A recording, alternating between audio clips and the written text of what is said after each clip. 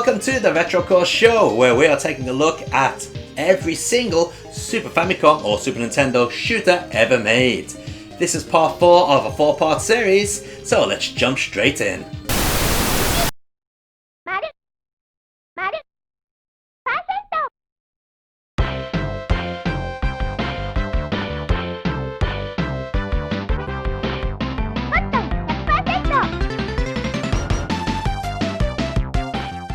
If there was one character that had appeared on more shooters than anyone else, then it would have to be Cotton.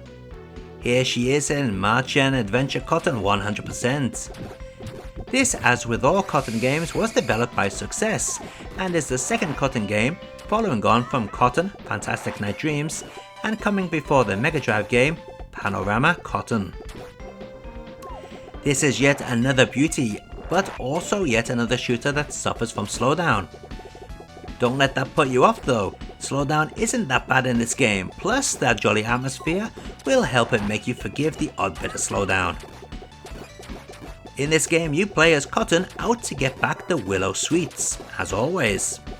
You can pick up fairies to help you on your way. They act quite like options, rushing off to attack anything in your way. You can also pick up magical spells which act kinda like a smart bomb. You also must collect gems that certain enemies drop in order to power up your main weapon.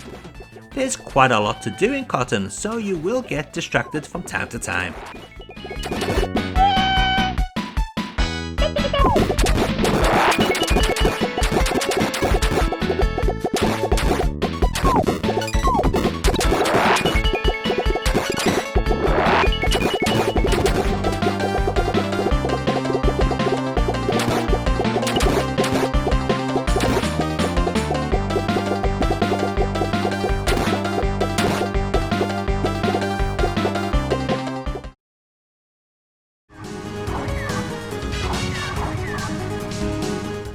Games based upon animes are normally pretty bad, especially when it comes to the likes of Gundam and Macross. Choujikuu Yousai Macross Scrambled Valkyrie, on the other hand, is one of the greatest Macross shooters ever made. Winkysoft are the developer behind this one, and they've basically given us an amazing love letter. The amount of detail in the graphics is second to none, with loads of special effects too, and without a ton of slowdown. Even the audio is top notch, with high paced beats and amazing compositions that really throw you into the action. There are even some nice gameplay choices, such as being able to capture enemies, 3 ship choices that can be individually powered up, and each having their own strengths and weaknesses. This is truly one of the best horizontal shooters of the 16-bit generation in my opinion.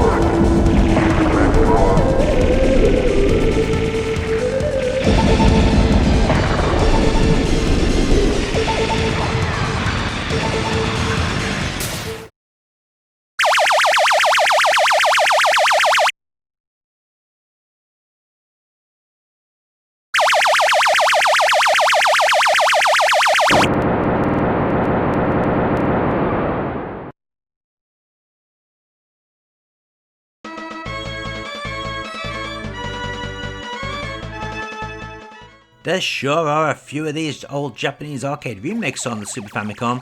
This is Galaxy War, an old Universal arcade machine from 1979. This Super Famicom port features the color version, which is basically the black and white one with color vinyl across the screen, a black and white mode, and a new, more modern version. The game is very basic as to be expected.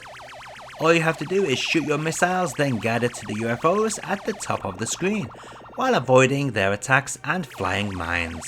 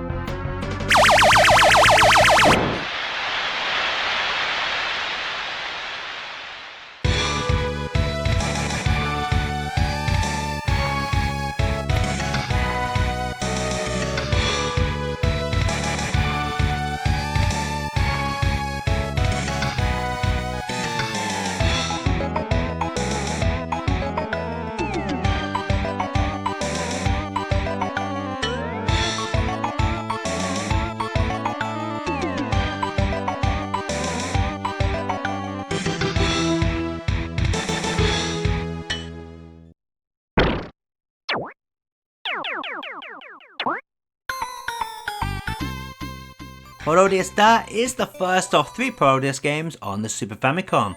For the longest time, the only reasonable way to play this arcade hit at home was on the PC Engine. However, this Super Famicom version surpasses that in every way. Well, besides the mountain of slowdown that is. If you've never played Parodius, you may still know how it handles, since it uses the same mechanics as Gradius and Salamander, with the added bonus of the coloured bell system taken from Twinbee, another Konami cute shooter. Parodius is a fantastic laugh and really shows that Konami once were the king of home gaming. They really did push the envelope with the Super Famicom. Sure, this port is missing a lot from the arcade in terms of speech, animation and other little details, but it sure is close enough for a 16-bit home gaming console.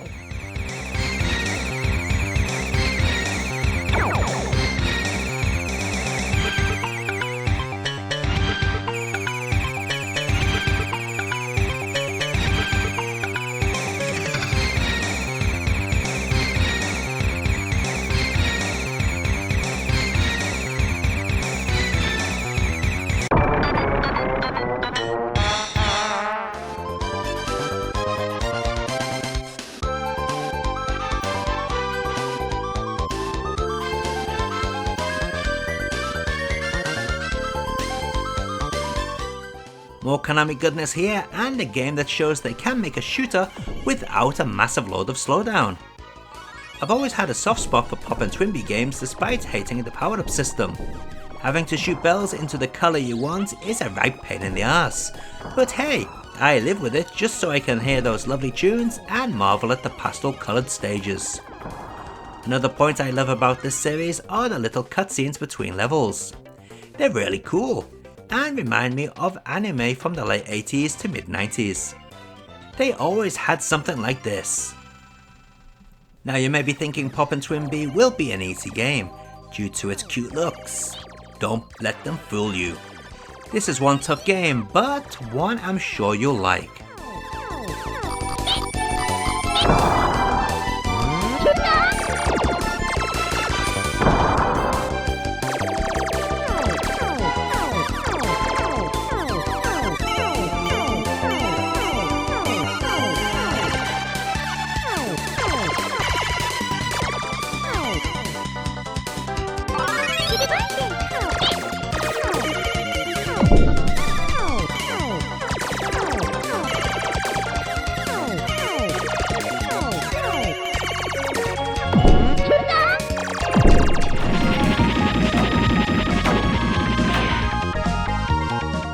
Yousai were behind Super Deformed Kidou Senshi Gundam 2, which probably explains why it has some pretty good audio. Sadly, the game is pretty much the same as the original. Scroll right and kill one enemy at a time. Still, at least this game has been given a boost in the graphics department and slightly better gameplay.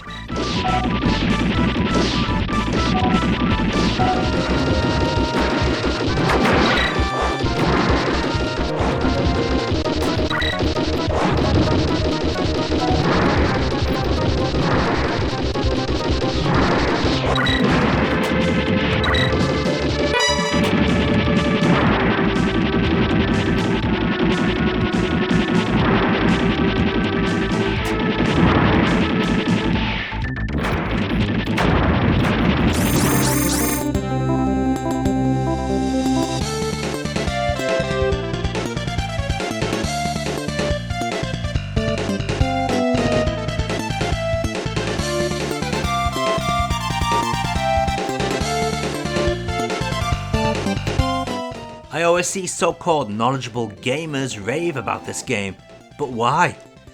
I owned this back in 1995 and even back then it was considered to be an awful game.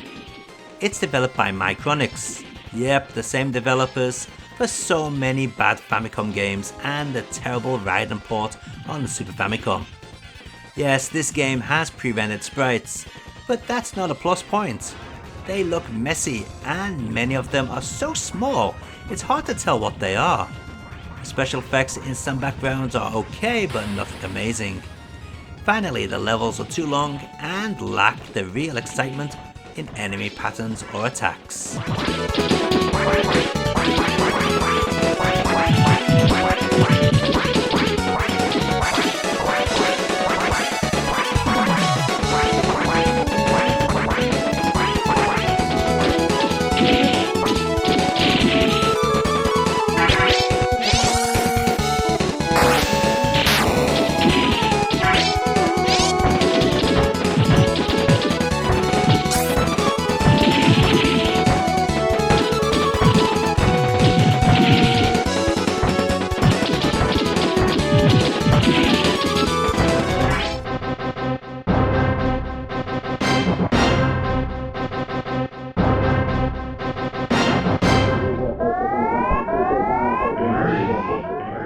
You knew this was coming, it was just a matter of when.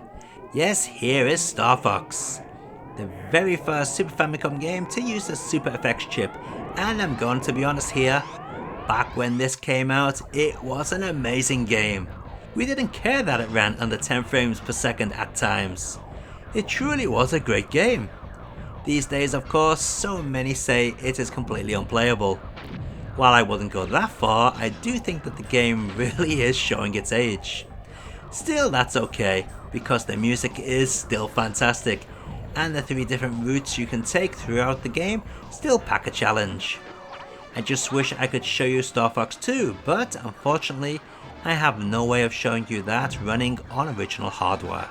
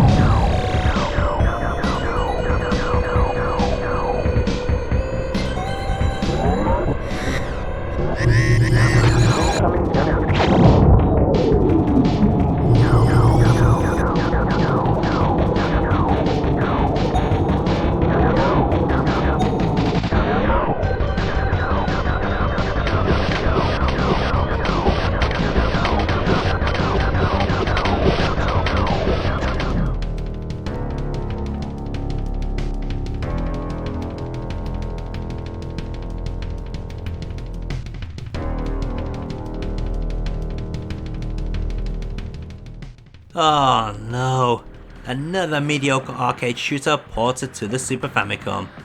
This is S.T.G, otherwise known as Strike Gunner, and it's one hell of a boring game.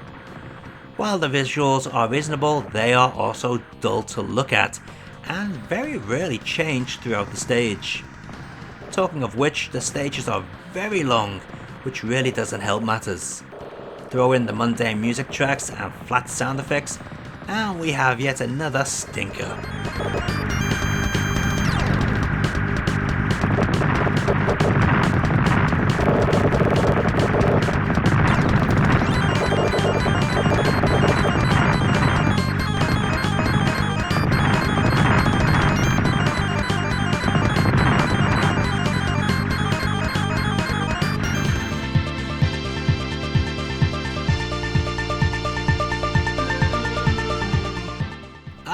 Good old Compile, and the first shooter on the Super Famicom that didn't slow down, and one that is jam-packed with stuff flying all over the screen, animated tiles and graphical effects.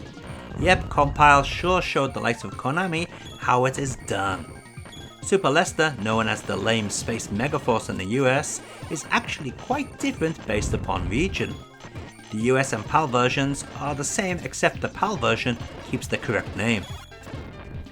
Both of those versions feature improved speech samples over the Japanese version, but are also missing so much content. Here's what's missing. Number 1. 2 stages are missing. The Japanese version has 14 individual stages, while the US and PAL versions only have 12. 2. The anime characters have been removed. 3. The ending is cut down for the worse. 4. There are 2 music tracks missing. 5. Japanese version has 8 unique weapon voice calls when playing on hard or above mode. 6. Japanese version features 1 of 4 bonus art images after the credits, depending upon the difficulty setting you play on. 7. The Japanese version has an extended intro. So as you can see, all those people that say the US or PAL versions are better than the Japanese original just because it has better speech samples really are talking crap. There's so much missing.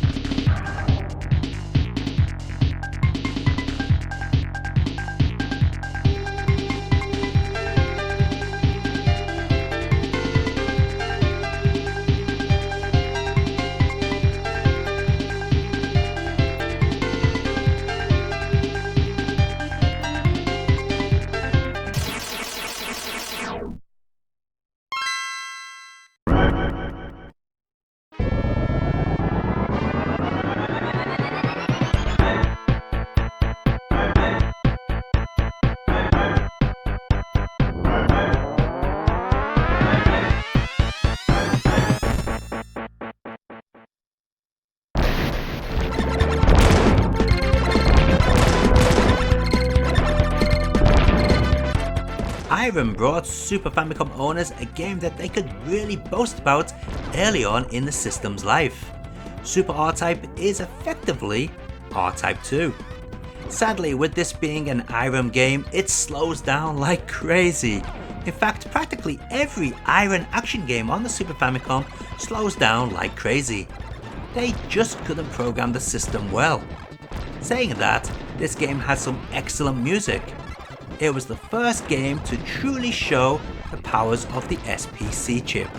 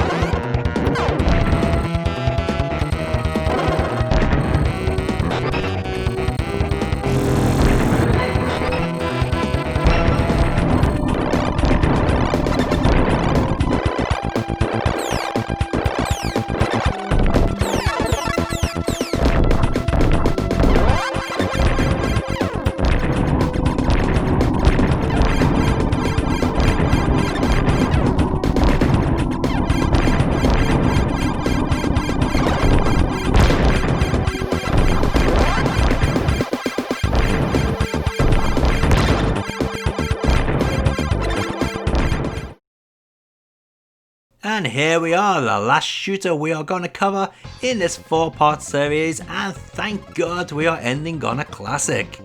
This is Wild Guns from Natsume. Choose between Clint or Annie in this cyber western one-screen shooter. This is as good as this type of game gets. You have your typical movement plus a cool double jump that even allows you to jump off the side of the screen for some very cool maneuvers. Just everything about this game oozes quality. It's no wonder it cost a fortune these days and even got an HD remake on the PlayStation 4.